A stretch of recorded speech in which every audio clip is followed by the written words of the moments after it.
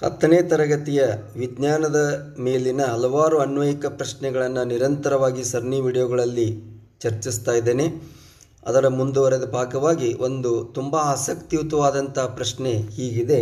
Carbon ಪರಮಾಣು C4+ cation ಅಥವಾ C4- ಆ್ಯನಯಾನ್, cation ಆಗಲಿ ಆ್ಯನಯಾನ್ಗಳನ್ನಾಗಲಿ ಉಂಟು ಮಾಡದೆ ಕಾರ್ಬನ್ನು ಸಹವೆಲೆನ್ಸಿಯ ಸಂಯುಕ್ತಗಳನ್ನೇ ಏಕೆ ಉಂಟು ಮಾಡುತ್ತದೆ?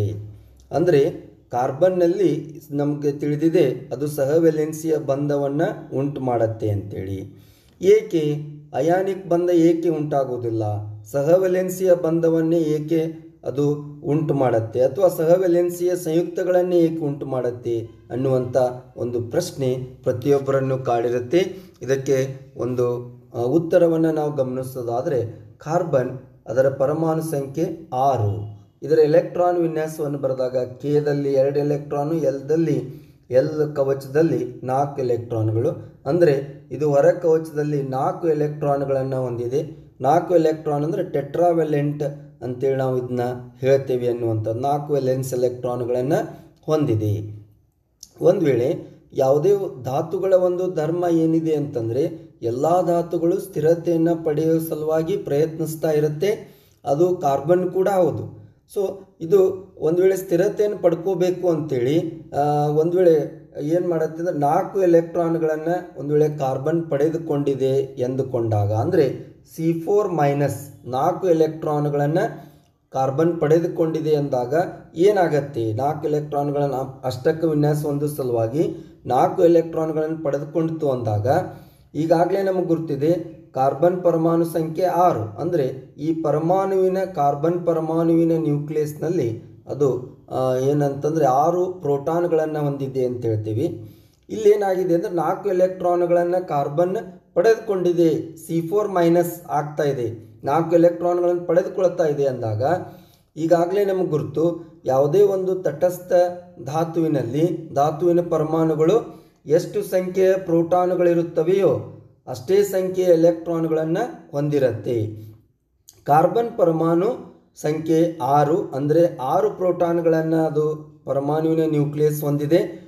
ಎಷ್ಟು ಪ್ರೋಟಾನ್ ಇದ್ದಾವೆ ಅಷ್ಟೇ ಸಂಖ್ಯೆ ಎಲೆಕ್ಟ್ರಾನ್, ಅಂದರೆ 6 ಪ್ರೋಟಾನ್ ಹೊಂದಿರೋದ್ರಿಂದ ಎಲೆಕ್ಟ್ರಾನ್ಗಳು ಕೂಡ 1 2 3 4 5 6 ಎಲೆಕ್ಟ್ರಾನ್ಗಳನ್ನು ಹೊಂದಿ ತಟಸ್ಥ ಇರುತ್ತೆ. ಸೊ ಈಗ 4 ಎಲೆಕ್ಟ್ರಾನ್ಗಳನ್ನು ಹೆಚ್ಚುವರಿಯಾಗಿ ಕಾರ್ಬನ್ ಪಡೆದುಕೊಂಡಿದೆ ಅಂತ ನಾವು ಭಾವಿಸಿದಾಗ ಅಲ್ಲೇನಾಗತ್ತೆ ಅಂದರೆ 6 + 4 ಟೋಟಲ್ 10 ಎಲೆಕ್ಟ್ರಾನ್ ಆಗುತ್ತೆ. ಇಲ್ಲಿ 6 ಇದ್ದಾವೆ, 7 8 9 10. ಸೊ ಟೋಟಲ್ ಇಲ್ಲಿ 10 ಎಲೆಕ್ಟ್ರಾನ್ಗಳನ್ನು ಕಾರ್ಬನ್ ಹೊಂದತ್ತೆ ಅಂತೇಳಿ ನಾವು ಹೇಳ್ತೇವೆ. ಹಾಗಾದರೆ ಇಲ್ಲಿ ಗಮನಿಸಬೇಕು, ಕಾರ್ಬನ್ ಪರಮಾಣುವಿನ ನ್ಯೂಕ್ಲಿಯಸ್ನಲ್ಲಿ ಕೇವಲ 6 ಪ್ರೋಟಾನ್ಗಳಿದ್ದಾವೆ. ಇಲ್ಲಿ 4 ಹೆಚ್ಚುವರಿ ಎಲೆಕ್ಟ್ರಾನ್ಗಳನ್ನು ಪಡ್ಕೊಂಡಾಗ 10 ಎಲೆಕ್ಟ್ರಾನ್ ಆದವು. 6 ಪ್ರೋಟಾನ್ಗಳು 10 ಎಲೆಕ್ಟ್ರಾನ್ಗಳನ್ನು ಹಿಡಿದುಕೊಳ್ಳುವುದು ಹೇಗೆ?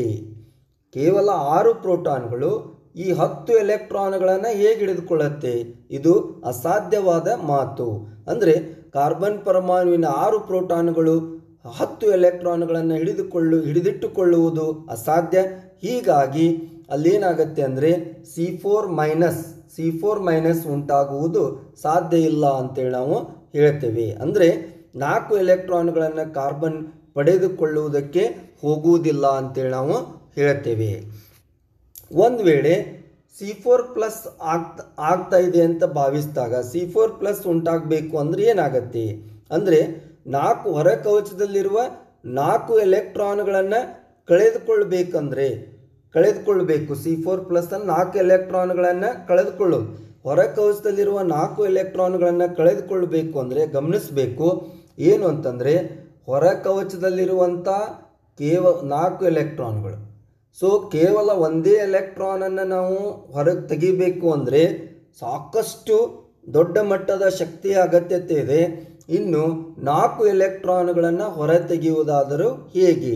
ಅಂದರೆ ಅಷ್ಟು ದೊಡ್ಡ ಮಟ್ಟದ ಶಕ್ತಿ ಒದಗಿಸುವುದು ಸಾಧ್ಯವಿಲ್ಲ. ಭಾಳಷ್ಟು ಈ 4 ಎಲೆಕ್ಟ್ರಾನ್ಗಳನ್ನು ತೆಗಿಬೇಕು, ಹೊರ ಕವಚದಲ್ಲಿರುವ 4 ಎಲೆಕ್ಟ್ರಾನ್ಗಳನ್ನು ಕಳೆದುಕೊಳ್ಳಬೇಕು ಅಂದರೆ ಕಾರ್ಬನ್ಗೆ ಅದು ತುಂಬ ಹೆಚ್ಚಿನ ಮಟ್ಟದ ಶಕ್ತಿಯ ಅಗತ್ಯತೆ ಇದೆ, ಆ ಶಕ್ತಿ ಒದಗಿಸುವುದು ಕೂಡ ಅಸಾಧ್ಯ. ಅಂದರೆ ಅಷ್ಟು ಶಕ್ತಿ ದೊರೆಯುವುದಿಲ್ಲ, ಅದು ಕೂಡ ಅಸಾಧ್ಯ ಅಂತ ಹೇಳ್ತೀವಿ. ಹೀಗಾಗಿ ಕಾರ್ಬನ್ನು 4 ಎಲೆಕ್ಟ್ರಾನ್ಗಳನ್ನು ಪಡೆದುಕೊಳ್ಳಕ್ಕೂ ಹೋಗೋದಿಲ್ಲ, 4 ಎಲೆಕ್ಟ್ರಾನ್ಗಳನ್ನು ಕಳೆದುಕೊಳ್ಳುವುದಕ್ಕೂ ಕೂಡ ಹೋಗುವುದಿಲ್ಲ. ಹಾಗಾದರೆ ಇಲ್ಲೇನಾಗತ್ತೆ ಅಂದರೆ ಅದರ ಬದಲು ಕಾರ್ಬನ್ ಏನು ಮಾಡುತ್ತೆ ಅಂದರೆ ತನ್ನ 4 ಹೊರ ಕವಚದಲ್ಲಿರುವ ಎಲೆಕ್ಟ್ರಾನ್ಗಳನ್ನು ಅದು ಹಂಚಿಕೆ ಮಾಡಿಕೊಂಡು ಅದೇನು ಮಾಡುತ್ತೆ ಅಂದರೆ ಸಹವೆಲೆನ್ಸಿಯ ಬಂಧವನ್ನು ಉಂಟು ಮಾಡುತ್ತೆ. ಕೋವಲೆಂಟ್ ಬಂಧ ಅಥವಾ ಸಹವೆಲೆನ್ಸಿಯ ಸಂಯುಕ್ತಗಳನ್ನು ಕಾರ್ಬನ್ ಉಂಟು ಮಾಡುತ್ತೆ ಅಂತೇಳಿ ನಾವು ಹೇಳ್ತೀವಿ. ಈಗಾಗಲೇ ನಮಗೆ ಗೊತ್ತಿರ್ಬೋದು ಇದರಲ್ಲಿ ಅಯಾನಿಕ್ ಬಂಧ ಉಂಟಾಗುವುದಿಲ್ಲ ಅಂತ ಹೇಳ್ತೀವಿ. ಏಕೆ ಅಯಾನಿಕ್ ಬಂಧ ಕಾರ್ಬನ್ ಉಂಟು ಮಾಡುವುದಿಲ್ಲ ಅಂತ ನಾವು ಗಮನಿಸೋದಾದ್ರೆ, ಅಯಾನಿಕ್ ಬಂಧ ಉಂಟಾಗಬೇಕು ಅಂದರೆ ಪರಮಾಣುಗಳು ಅವುಗಳ ಹೊರ ಕವಚದಲ್ಲಿರುವ ಎಲೆಕ್ಟ್ರಾನ್ಗಳನ್ನು ಕಳೆದುಕೊಳ್ಳಬೇಕು ಅಥವಾ ಎಲೆಕ್ಟ್ರಾನ್ಗಳನ್ನು ಪಡೆದುಕೊಳ್ಳಬೇಕು. Either they should lose the electron or they should gain the electron. ಆದರೆ ಎಲೆಕ್ಟ್ರಾನ್ ಹೊರ ಕವಚದಲ್ಲಿರುವ ಎಲೆಕ್ಟ್ರಾನನ್ನು ಕಳೆದುಕೊಂಡಾಗ ಅಥವಾ ಪಡೆದುಕೊಂಡಾಗ ಅಂದರೆ ಎಲೆಕ್ಟ್ರಾನ್ಗಳ ವರ್ಗಾವಣೆಯಿಂದ ಉಂಟಾಗುವಂಥ ಬಂಧವನ್ನು ನಾವು ಅಯಾನಿಕ್ ಬಂಧ ಅಂತೀವಿ. ಕಾರ್ಬನ್ನಲ್ಲಿ ಇದು ಯಾವುದೂ ಸಾಧ್ಯವಿಲ್ಲ. ಅದು ಎಲೆಕ್ಟ್ರಾನನ್ನು ಕಳೆದುಕೊಳ್ಳುವುದಕ್ಕೂ ಸಾಧ್ಯ ಇಲ್ಲ, ಕಾರ್ಬನ್ ಎಲೆಕ್ಟ್ರಾನನ್ನು ಪಡೆದುಕೊಳ್ಳುವುದು ಕೂಡ ಸಾಧ್ಯವಿಲ್ಲ. ಹೀಗಾಗಿ ಅದೇನು ಮಾಡುತ್ತೆ ಅಂದರೆ ಎಲೆಕ್ಟ್ರಾನ್ಗಳನ್ನು ಹಂಚಿಕೆ ಮಾಡಿಕೊಂಡು ಅದು ಸಹವೆಲೆನ್ಸಿಯ ಸಂಯುಕ್ತವನ್ನು ಉಂಟು ಮಾಡುತ್ತೆ ಅಂತೇಳಿ ನಾವು ಹೇಳ್ತೀವಿ. ಈ ರೀತಿ ಹಲವಾರು ಪ್ರಶ್ನೆಗಳು ಸ್ಪರ್ಧಾತ್ಮಕ ಪರೀಕ್ಷೆಗೂ ಕೂಡ ತುಂಬ ಉಪಯುಕ್ತವಾಗಿವೆ. ಮುಂದಿನ ವಿಡಿಯೋದಲ್ಲಿ ಇನ್ನೂ ಅನೇಕ ಪ್ರಶ್ನೆಗಳನ್ನು ಚರ್ಚಿಸೋಣ. ಧನ್ಯವಾದಗಳು.